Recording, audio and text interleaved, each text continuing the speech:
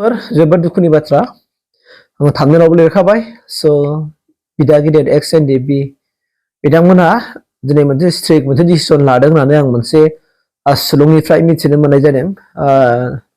बेनो जाहैबाय मा लोगोफोर मैया बिटिआरनि मोनसे सुक्तिनि मोनसे सानमोन गोरोबथा सानमोन बे गोरोबथा सानाव दिनै बिटिसि गभर्नमेन्टनिफ्राय एबा बिटिआर गभर्नमेन्टनिफ्राय प्रमद बर' दैदेननाय गभर्नमेन्टनिफ्राय बिजेपि इउपिपिएल आरो एबसु गोबां ओनसोलफ्रावनो दिनै हान्जा सुरनानै गोजोननि थाखाय हान्जा सुरनायखौ जों नुनो मोनदों दा बिनि गेजेरावनो आं मोनसे मैयानि दिनावनो आं मोनसे सेक्रेट मोनसे बाथ्रा मिथिनो मोनबाय कि बेनो जाहैबाय मा जोबोद दुखुनांथाव बाथ्रा जे एक्स एनडिएफबि बिदा गिदिर बिथांमोनहा फैबाय थानाय एमपि इलेक्सननि सिगां बिथांमोनहा मोनसे डिसिसन लानो नागिरदों कि बेनो जाहैबाय मा फैबाय थानाय जुदि एमपि इलेक्सननि सिगां जुदि एक्स एनडिएफबिफोरनि थाखाय जेन'बा सोरहाबा रिहेबिलिटेसन मोननांगौमोन दिनैसिमबो मोनाखिसै बेराफारसे गोबां एनडिएफबि बिथांमोनहा मा होननानै बुंदों एनआइ केस दङ सोरनाबा हाइनियास केस सोरनाबा नन हाइनियास केस नाथाय बिसोरबो दासिमबो जोबाखै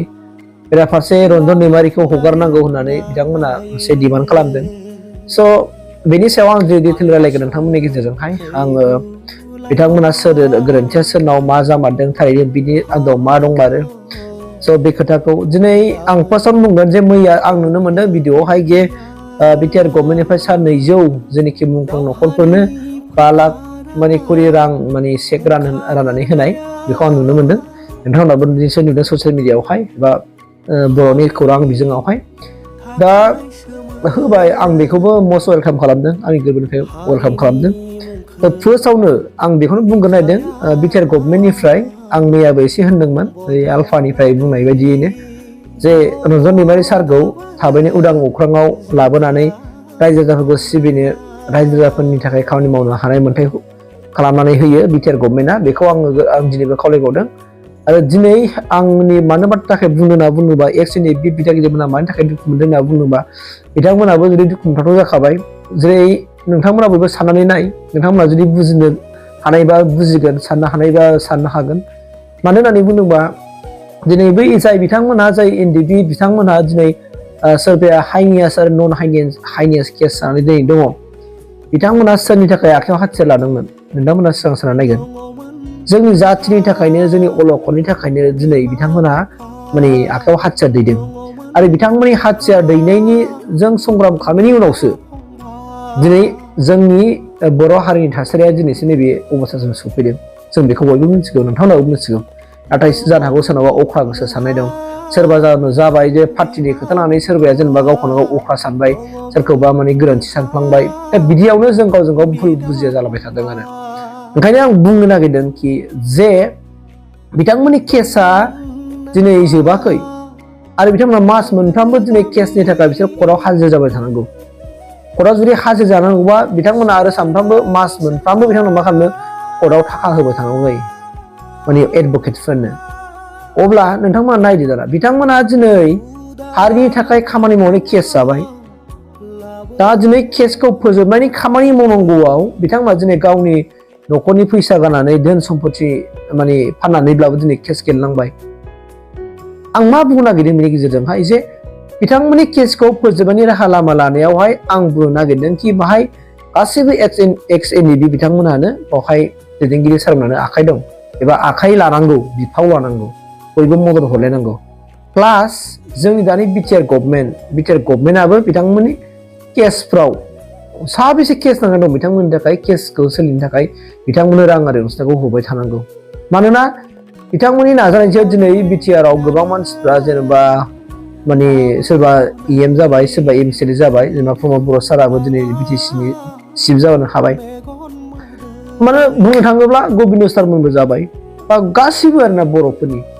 थिगैनो जादों दे मोजां जाबाय आं गाज्रिबो बुङा मोजां जाबाय नाथाय बिथांमोननि केसआ दिनै बिथांमोना दिनै न'खराव थाखा फैसा गैखाया बेस्राफोर नाथाय दिनैसिम केस जानानै थानांबाय दिनैसिमबो जोबनायनि लामा गैया दिनैसिमबो ओंखाम बोथिसे मोजां मोनजाया ओंखाम जाबाबो दिनै सुख गैया केसआ माला जोबगोन बिदि मोनसे दान्दा मानोना बै बिथांमोननि जायगायाव जुदि सोरबा जोंनि बर'नि गेदेमा बिथांमोना जुदि गसंनानै नायोब्ला जिरायनानै नायोब्ला नोंथांमोनाबो मिथिगोन बिथांमोना दिनै बेसेबां खस्थ'जों दिनै केस गेलेनांगासिनो दङ ओंखायनो आं खावलायगोन आंनि गोरबोनिफ्राय थारै खावलायदों आं जोंनि सार दैदेनगिरि सार बर' हारिनि मोनफ्रोमबो हारिनि एबा मोनफ्रोमबो हारिनि माने जोंनि बर' हारिनि गासैबो राजखान्थि दलाव थानाय दैदेनगिरिफोरखौ आं खावलायगोन बिरोधि बा रुलिं गभर्नमेन्ट बयखौबो जे अननानै बिथांमोननि केसनि थाखाय थाबैनो सलुसननि लामा नागिरनानै होयो आरो जायफोरनाखि दिनैसिमबो एक्स एनडिएफबि बिदा गिदिर बिथांमोनहा खुनु मोनसे रिहाबिलिटेसन मोनाखै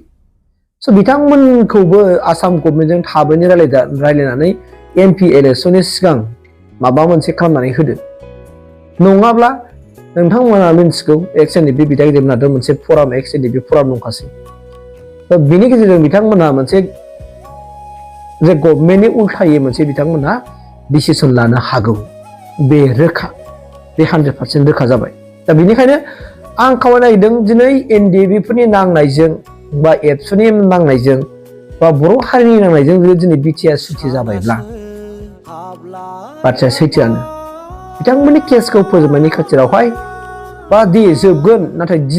माने लेन्डि जोबगोन बेखौ मानिबाय आङो नाथाय बिथांमोना मास मोनफ्रामबो जेरै खर'आव थांबाय थानांगौ हाजिरै जाहैबाय थानांगौ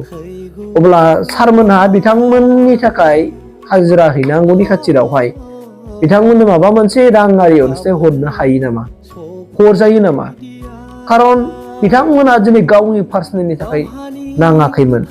हारिनि थाखायसो नांदोंमोन बड'लेण्ड मुभमेन्टनि थाखाय नांदोंमोन बयबो रायजो राजाफ्रानो बर' हारियानो बड'लेण्ड मुभमेन्टनि थाखाय नांदोंमोन बेस्राफोर सिबाय आनानि थानायनि दिनै सोरबा जोबथिसालियाव जोबनानै दोनजाबाय थाबाय आरो सोरबाया दिनै फिसा फिसौब्लाबो न'खरनि मानसिखौ नुवाखै नंगौ बेखौ जों बयबो मिथिगौ ओंखायनो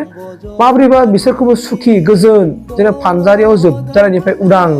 अख्राङाव माने फैलावै बेरायनो हानाय बेफोरबायदि गोहोखौ बिथांमोना मोननो हायो स' बेखौ थाबैनो बिटिआर गभर्नमेन्टआ आरो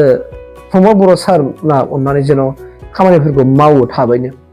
जेन' आं लुगैयो बेखौ जे एमपि इलेक्सननि समाव जेबो मोनसे गोहोम खोख्लैया जे नोंथांमोनाबो जेनेबा रुलिं गभर्नमेन्टआव थानानै मा होनना बुंदों नोंथांमोननि पलिटिकेल केरियाराबो जेन' गाज्रि जाया बा नोंथांमोना गभर्नमेन्टआ थाबाय थानो हायो बेखौबो जेन'बा आं लुगैदों आरो बेफोरबायदि थाजानो लुगैदोंबा बेनि जाहैबाय मा एक्स एनडिएफबिफोरनि सलुसन खालामना होनांगोन सलुसन खालामनानै जुदि होआब्ला बिथांमोना माने गभर्नमेन्टनि बिरोधि गुबुन हयथ' मोनसे राजखान्थि हान्जायाव जबदान जानो हाजोबसिगौ बेखौ आङो फोरमायखाबाय आरो मानोना आंबो दिनै खोनानो मोनदों हयथ' नोंथांमोनाबो खोनादों गोबां मानसिफ्राबो खोनाबाय आरो गोबां दिनै राजनैतिक दैदेनगिरिफ्राबो खोनाबाय हयथ' बिपिएफनि दैदेनगिरिफ्राबो खोनादों इउपिपिनि दैदेनगिरिफ्राबो खोनादों लोगोसेनो बिजेपि कंग्रेस माने दैदेनगिरिफ्राबो खोनाखाबाय जे एक्स एनडिएफबि बिदा गिदिरमोनहा मा थिरांथा लागासिनो दङ ओंखायनो बिथांमोनाबो बायद' जागोन मानो लाया बायद' जानो दिनै आं दहायनो होनखादों बिथांमोननि जायगायाव सोरबा जिरनानै नायो बिथांमोननि जुदि नोंबो जुदि केस थालांनायमोनब्ला दिनै बुजिगौमोन बिथांमोननि हाल सालखौ स' बिनिखायनो बिथांमोनाबो दिनै बेफोरबायदि थासारिखौ लानो बायद' जाना फैदों दा ओंखायनो आं खावलायनाया बेनो जे बिथांमोनाबो फ्रियै थानो हानाय मोन्थायखौ मोननांगौ आरो बेखौ बिटिआर गभर्नमेन्टआ थाबैनो मावनानै होनांगौ मावगोन होननाय खोनादों आरो रिहाबिलिटेसनखौबो थाब होगोन होनना बुंनो नाथाय दिनैसिमबो फुलफिलमेन्ट जायाखै नोंगौ बेखौ बयबो मिथिगौ आरो बेयो लुका साम्फानि खोथा नङा सोरखौबा दाय होनायनि खोथा नङा दिनै गभर्नमेन्टआव थानानै जेनेबा गभर्नमेन्टआबो जेनेबा माने खामानि मावनानै बिथांमोनखौ माने मोनफ्रोम हालामाव खालामनानै होनांगौ थाबैनो खालामना होदो सारमोन बेखौ आंनि सोरनिफ्राय खावलायबाय राजनितिकनि खामानिखौ बेसेबां मावो खिन्थु जाथिनि जेनेबा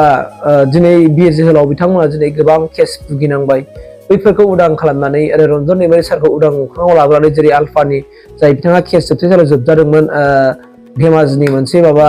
बम्ब होनायनि खेथ्रआवहाय दिनै बिथाङा उदां जाबाय आरो बिथाङा दिनै खावलायदों जे मा रन्जन दैमारि सारखौ थाबैनो आरो बिथांमोननि गोबां खेदाफोर दंबावो जोबथेसालियाव बिथांखौ थाबैनो उदां खालामनानै होयो जेन' खुनु मोनसे माने मा होनना बुङो जाथिनि खोथा लानानै जेन' डिसक्रिमिनेसन खालामलाया बेखौ बिथाङा बुंदों ओंखायनो आं मोजां मोनदों बेनिखायनो बे केसजोंनो सरजाबनानै जेन' जोंनि बर'नि दैदेनगिरि सार नोंथांमोनाबो बिथांमोनखौ उदां अख्राङाव लाबोनायनि राहाखौ खालामदो आरो एक्स एनडिएफबि बिदा गिदिरमोननि हाइनियास आरो नन हाइनियास केसखौ थाबैनो फोजोबनायनि राहाखौ लादो आरो रिहाबिलिटेसननि खामानिखौ थाबैनो फोजोबनानै बिथांमोननो फुलफिलमेन्ट खालामनानै होदो अब्लानो नोंथांमोननि राजनितिकाबो गोजोरै जोरगोन बेखौ बयबो फोथायनो हायो बे आंनि बुंनाय बाथ्रा नङा नोंथांमोनाबो निस्सय मिन्थिगौ बेखौ ओंखायनो थाबैनो खामानिफोरखौ आसाम गभर्नमेन्टजों रायज्लायनानै माबोरैबा सलुसनाव फैनो हायो बेखौ मावनो थाखाय आंनि गोरबोनिफ्राय खावलायनाय जाबाय सारमोन। Thank you.